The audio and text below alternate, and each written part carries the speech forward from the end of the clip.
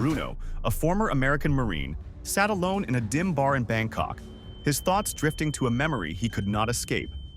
1 year earlier, a female soldier had been captured by terrorists. After enduring brutal torment, she was forced to read a statement on camera. Instead, she used her final moments to say goodbye to her parents, fully aware she would not survive. At that time, 2 American soldiers, including Bruno, were moving in to rescue her. As the terrorists prepared to execute the woman, Bruno and his partner launched their assault. The mission turned tragic when Bruno's partner, who was also his brother, was killed in the exchange. Since then, guilt and trauma had consumed Bruno. The images of that day never left his mind, as he sat in silence, haunted by the bond he lost. This is it. Later that night, a woman approached him at the bar. She tried to engage him, but Bruno politely asked to be left alone. Ignoring his words, she kept flirting while her accomplice slipped a drug into his drink. When the drug took hold, she led Bruno outside and forced him to withdraw all his money from an ATM. A short time later, Bruno began to wake up.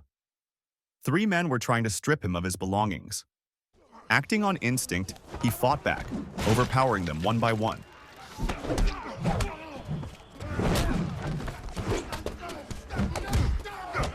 But the drug was still in his system, and soon his strength faded. He collapsed on the ground. The next morning, Bruno woke up in a police cell, accused of assaulting 3 locals. His friend Jonathan arrived and bailed him out. Back at home, Jonathan confronted him, saying that his reckless behavior had gone too far. He reminded Bruno that the war was over and that he needed to find peace. Bruno responded bitterly, saying no one could understand his pain. Jonathan, now angry, revealed that he too was a former soldier who had lost his entire unit in battle. Both men carried scars that never healed. Your father died in my fucking arms! You want to hear it? You selfish motherfucker!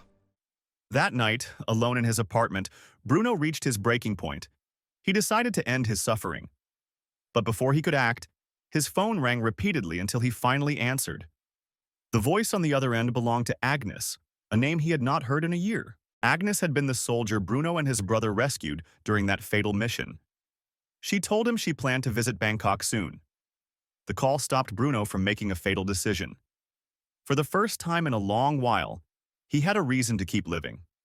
A few days later, while Bruno was asleep, he heard a noise behind the house. When he went to check, he found a woman lying unconscious on the ground. Acting fast, he performed CPR and managed to revive her. Once her pulse returned, he carried her inside to treat her injuries. Following Agnes's guidance over the phone, Bruno prepared warm soup for the woman. He told Agnes about finding her washed up behind the house. When the soup was ready, he helped the woman eat and told her to rest. The next morning, Bruno visited Jonathan's restaurant. During his stay in Bangkok, he worked there part-time to keep himself occupied.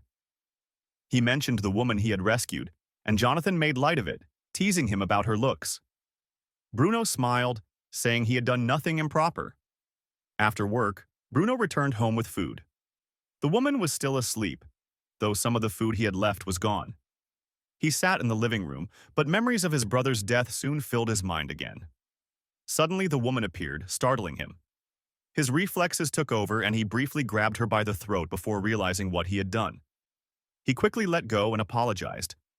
Trying to calm the situation, he invited her to sit outside. There, Bruno asked who she was and how she ended up near the river. The woman said her name was Athena, but admitted she could not remember what had happened or where she came from. Bruno suggested seeing a doctor, but she refused. The next morning, after bringing breakfast, Bruno noticed Athena was gone from her room. He found her sitting quietly on the porch.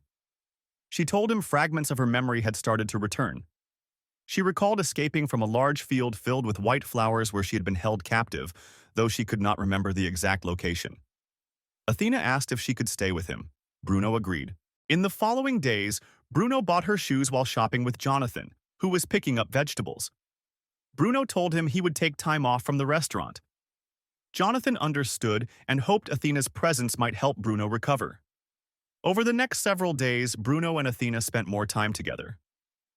They walked through the city, shared meals, and slowly grew closer.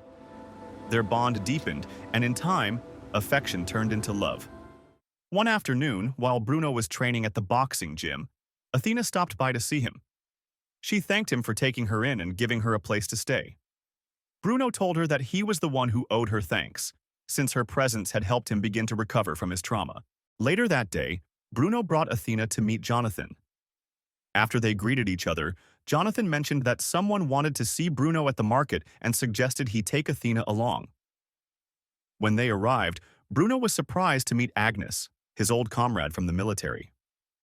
Jonathan asked Agnes to help Athena pick out some proper clothes, saying her current outfit did not suit her. With Agnes's help, Athena looked refreshed and confident in her new clothes, and Bruno found himself growing even more attached to her. Over the next few days, Bruno and Athena became inseparable. They both began working at Jonathan's restaurant, spending their days side by side. One evening, they joined Jonathan on a trip to buy restaurant supplies. Before leaving, Jonathan told them to stay overnight at the restaurant since he would be traveling out of town. They agreed without hesitation.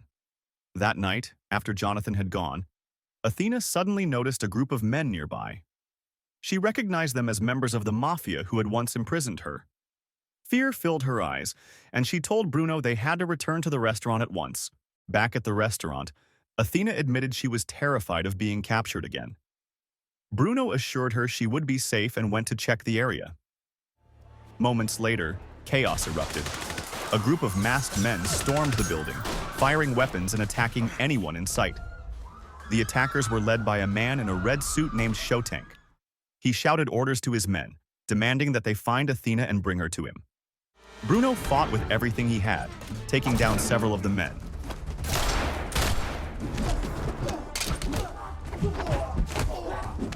But fatigue and injuries soon overwhelmed him.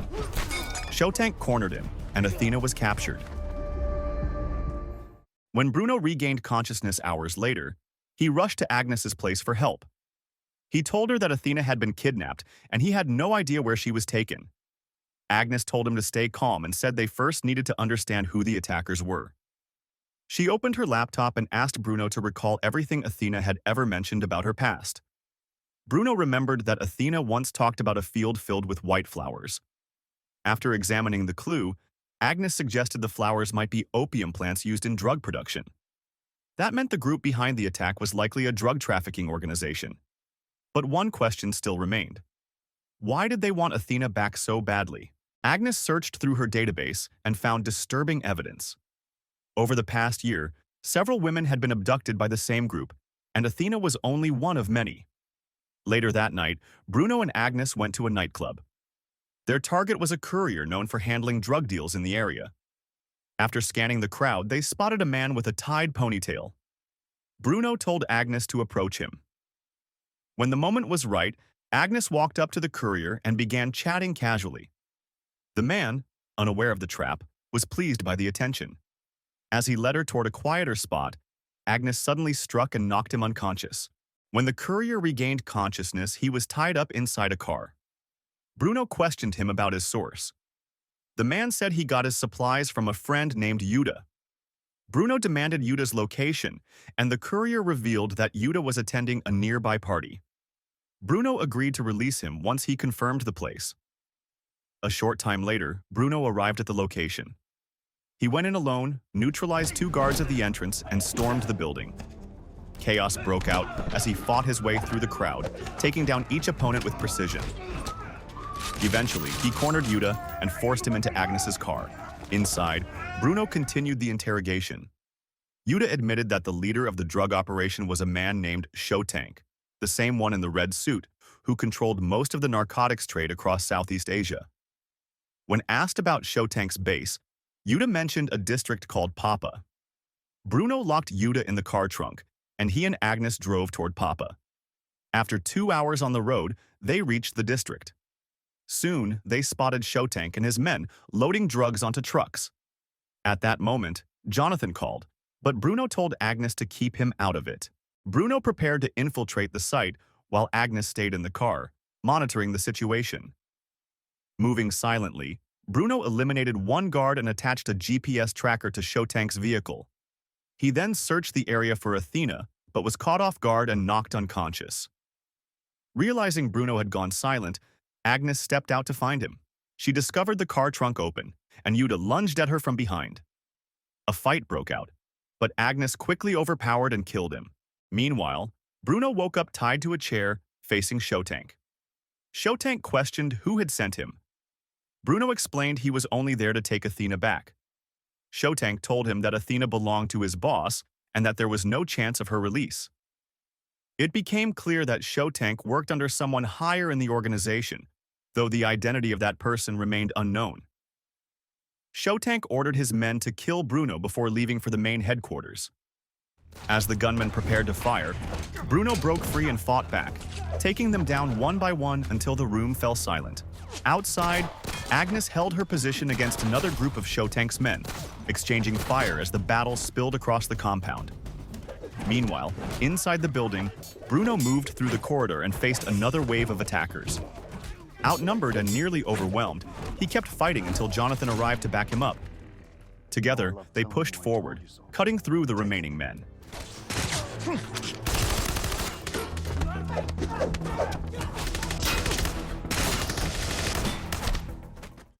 When the gunfire stopped, the floor was littered with bodies. Bruno rushed to Jonathan, who had been shot. Jonathan, gravely wounded, urged Bruno to continue and find Athena, saying that she had brought back his will to live. Moments later, Jonathan died in his arms. Agnes soon arrived and took Jonathan's body away, while Bruno continued his pursuit of Shotank. He mounted a motorcycle and sped through the night, guided by Agnes, who tracked Shotank's vehicle through the GPS device Bruno had planted earlier. After several hours, Bruno reached Shotank's headquarters in a nearby city. The site was heavily guarded and surrounded by floodlights. Moving quietly, Bruno infiltrated the compound, taking down a guard and changing into his uniform for cover. As he moved deeper, he found an enormous laboratory surrounded by vast fields of white flowers stretching to the horizon. At the far end stood a large wooden cabin, which appeared to be the home of Shotank's superior. Inside the facility, Bruno discovered a drug production site operating on an industrial scale. He also found a group of kidnapped women held as test subjects. Forcing one of the workers at gunpoint, Bruno made his way to the control room. Once inside, he eliminated everyone and secured the area. With Agnes providing support from a distance, Bruno accessed the lab's data servers. Agnes began scanning the files, uncovering the identity of the operations leader, a scientist named Dr. Kovalovsky. Further investigation revealed that Athena was listed in the records as Kovalovsky's wife, Sarah. Yet according to the files, Sarah had died 20 years earlier. Agnes continued to dig and uncovered a darker truth. Athena was not human in the traditional sense. She was a genetically engineered creation, built using the combined DNA of kidnapped women. Dr. Kovalovsky had tried to recreate his deceased wife through genetic reconstruction, turning his obsession into a monstrous experiment. Before Bruno could process what he had learned, Agnes warned him that a guard was approaching. He reacted instantly, neutralizing the threat. Then he moved through the white flower fields, heading toward Kovalovsky's mansion. As he reached the cabin area, more of Shotank's men appeared, blocking his path. Bruno fought through them with everything he had, refusing to slow down.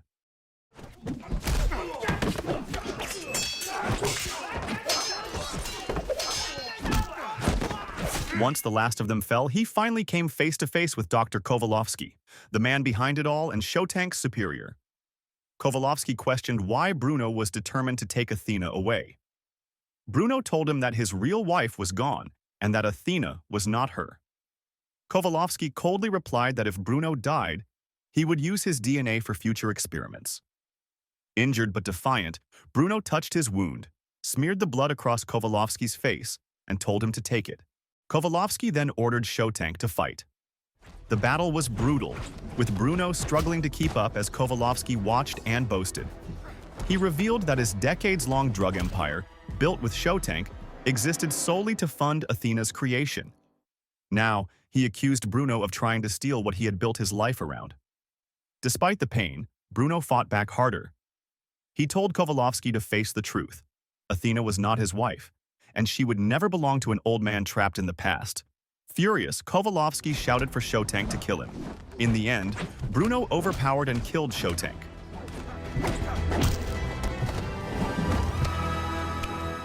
As he tried to recover, a rope suddenly tightened around his neck, dragging him backward until he passed out. While unconscious, Kovalovsky prepared to inject him with a chemical compound. But Bruno regained consciousness at the last second and turned the syringe on Kovalovsky, injecting him instead. Elsewhere in the cabin, Athena sat alone in tears, hoping Bruno was still alive. Moments later, Bruno entered, carrying the dying Kovalovsky. Together, he and Athena prepared to leave. Before they could go, Kovalovsky briefly regained consciousness and called out to Athena by her old name, Sarah. She turned to him and said quietly that she was not Sarah. Then, she and Bruno walked away as the cabin and the surrounding white flower fields erupted in flames. Weeks later, peace returned. Bruno and Athena shared a quiet dinner with Agnes at Jonathan's old restaurant. They smiled, laughed, and ran the place together, finally leaving the past behind. The end. So the moral of the story is, if your date tries to drug you in Bangkok, maybe it's time to stay home and order takeout instead.